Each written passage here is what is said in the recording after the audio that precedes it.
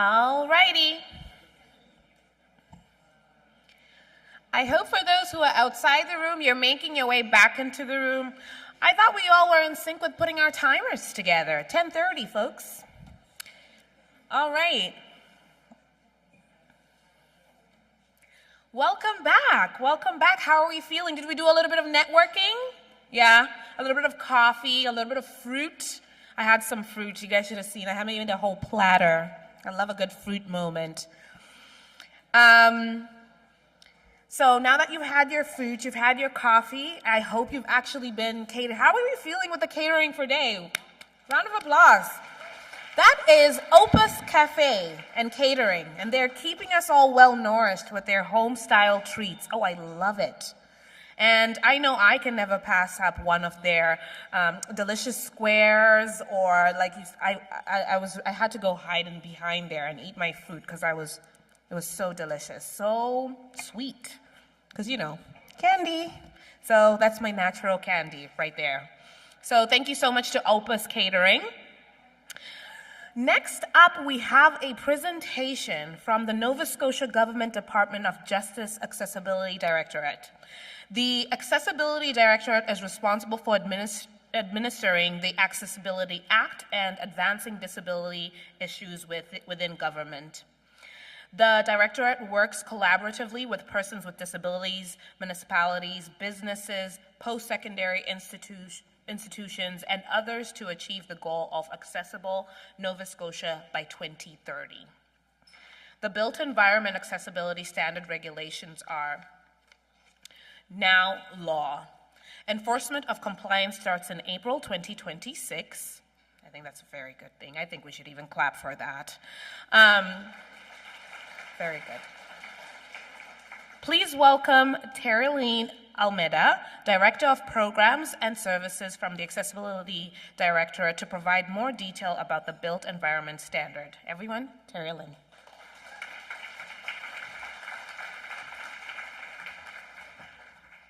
Thanks very much, Otni, and good morning, everyone. It's so great to be here celebrating with everyone today on this beautiful view of a snow globe. It's lovely being inside compared to being outside. I see so many familiar faces this morning and hope to have the chance to connect with many of you throughout the day. As Otni said, my name is Terri-Lynn Almeda. I use she, her pronouns. A bit of a visual description. I am a light-skinned woman with more gray than blonde hair these days, shoulder length, and I wear glasses. I use a green cane. I'm wearing probably more of a purplish sweater and black pants. And I've got a beaded necklace with a brass flower pendant, and the Access Includes Everyone pin. It's our slogan from our awareness campaign. I really do have the privilege of giving an update on the Accessibility Directorate's work. We're the staff team in the Department of Justice that's working collaboratively with so many of you to coordinate government's work on accessibility. Oh, I'm looking for my little, there it is. Okay, one hand, some notes, one hand, how I can advance the slides. So, to keep things interesting today, we have a slide deck that goes through the top 10 of our work today. So on the first slide, you see a photo of Peggy's Cove and some of the wonderful improvements they've made to the accessible viewing deck, and there's a person in a wheelchair using that deck. So let's start with number 10. It's a big one. Currently, all accessibility standards are under development. On the slide on the right, there's an image of the 6 areas that are being developed as accessibility standards. Accessibility standard recommendations are drafted by committees of the Accessibility Advisory Board. We have one of our board members here today. And the Information and Communication and Public Transportation Standard Development Committees have been working hard and are preparing their draft recommendations on accessibility standards. They're going to be engaging on those standards in the new year, and government is also in the process of drafting the proposed standard recommendations for employment, goods and services, and education. So I know that Otney said that I'd be giving you more information about the Built Environment Standard, but I'm not. I'm really giving you a top 10 on our work. And if you have questions about the Built Environment Standard, we're happy to follow up with you afterwards. For number 9, we're staying with standards. It's a big part of our work. The most recent work that was submitted to the Minister of Justice was in May, when the Accessibility Advisory Board gave their recommendations for a standard in goods and services. Those were designed to address barriers in service delivery, including physical, digital, and systemic barriers that people with disabilities experience. On this slide is an image of the front cover of those recommendations. We're still staying a little bit with standards because the next slide is about the standard development recommendations, which can all be found on the Accessibility Advisory Board website. And that's really number 8 in our top 10, because the board launched a new website this year, in this past March, which includes information about the board, the members, what their role is, the annual reports of the board, all their meeting summaries, and of course, the work of the Accessibility Standard Committees. On this slide is a screenshot of one of the pages on the board website. You can check out ns.accessibilityboard.ca to learn more. In addition to the development of accessibility standards, the Nova Scotia Accessibility Act sets out responsibilities for those 108 prescribed public sector bodies around the province. And their work, it's a big part of our work around the province, is number 7.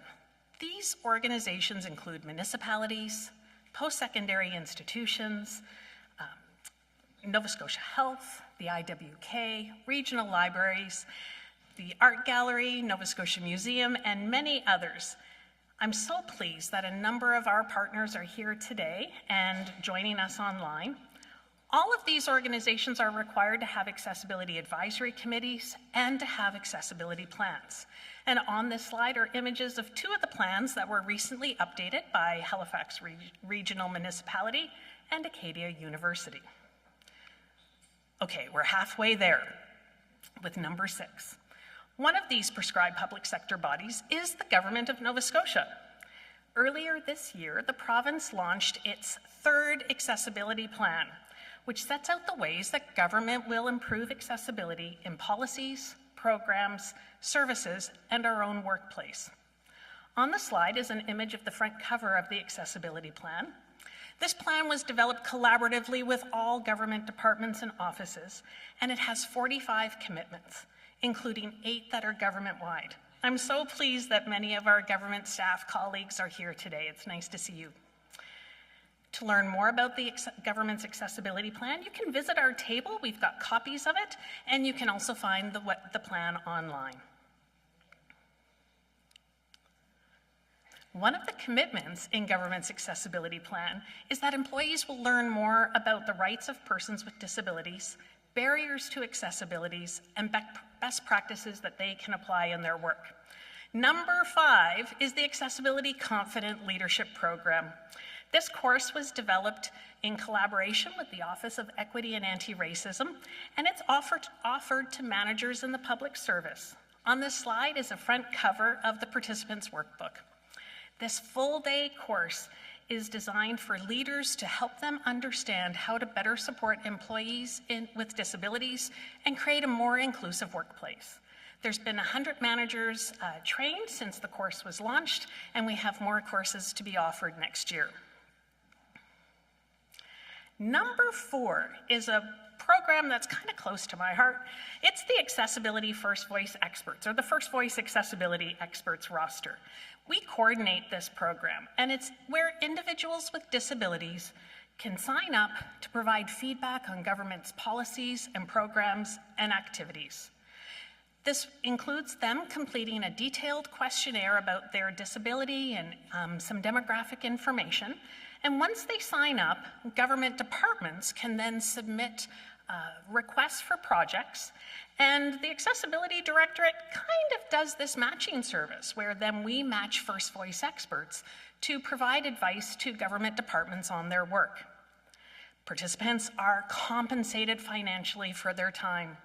You know, this is so important.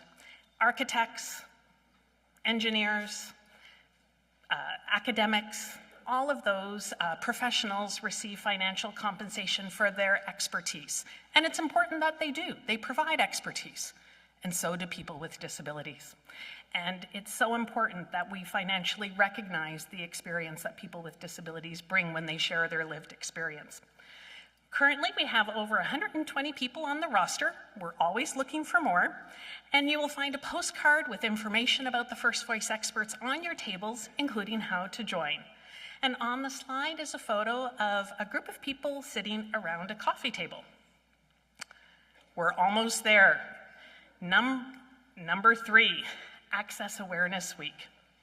This is a time of the year when we all work collaboratively to encourage and support our partners to showcase work around accessibility and raise awareness about accessibility in our communities. One way that the Accessibility Directorate does this is by providing postcards and posters to our public sector partners and disability organizations to use in their own organizations, including digital communications as well. This year, in 2025, over 7,000 posters were provided in French and English and sent to over 300 locations around the province. On the slide is one of the digital images that features a person with a guide dog. All of the images that are shown on this slide deck are of Nova Scotians with disabilities who have been financially compensated for being part of the photography that they participate in. For government employees, we also organized 10 virtual webinars where presenters from multiple departments showcase their accessibility work with government employees. Number 2 is a brand new resource that has just been launched, and it's a new set of resources on understanding ableism. People with disabilities tell us, and this is no surprise to any of you in the room, that stigma and discrimination is one of the top barriers that they experience. This work that was just completed includes 3 printable posters, a presentation with speaking notes, and a frequently asked questions guide. All of them are available in French, English, and American Sign Language. On the slide is an image from the What is Ableism poster. These resources are meant to support organizations to learn about ableism, the impacts of ableism, and ways to prevent it by creating more equitable, inclusive, and respectful environments.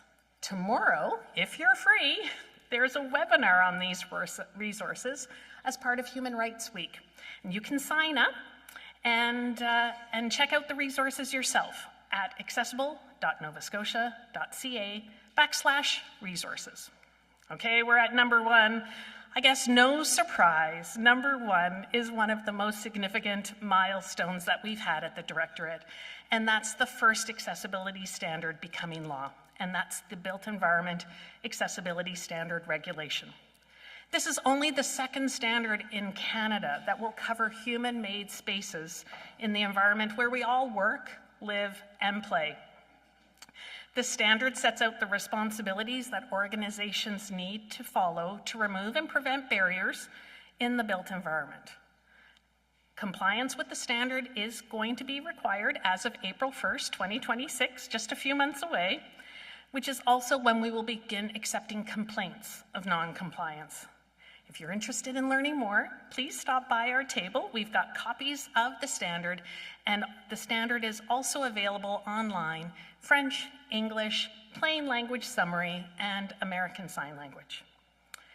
On the slide is an image of the Built Environment Standard Regulations front cover, which features a person using a cane on a boardwalk in Peggy's Cove.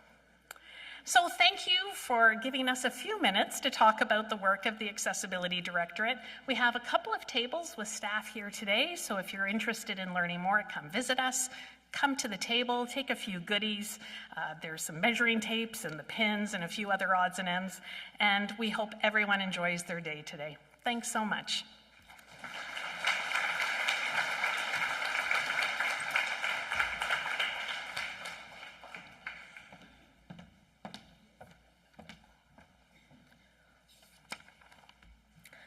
Thank you so much, Terry. Your update reminds us that accessibility isn't actually just a concept, it's concrete action. And these standards and resources show real progress toward our province, and where every person can move, can work, and actually can belong without any barriers. So thank you so much for the update. Before we actually move on, I do hear that Terry doesn't like the spotlight, but I'm just gonna put you on the spot here for a second there, Terry, once I find my notes, because you didn't use them here. So I've been told that you will be retiring in the next few weeks. Well, well, well.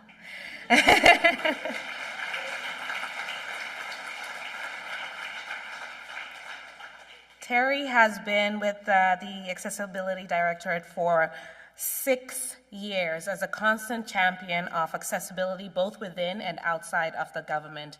Again, please give just a moment of round of applause for the work that you've done. Thank you so much, Terry.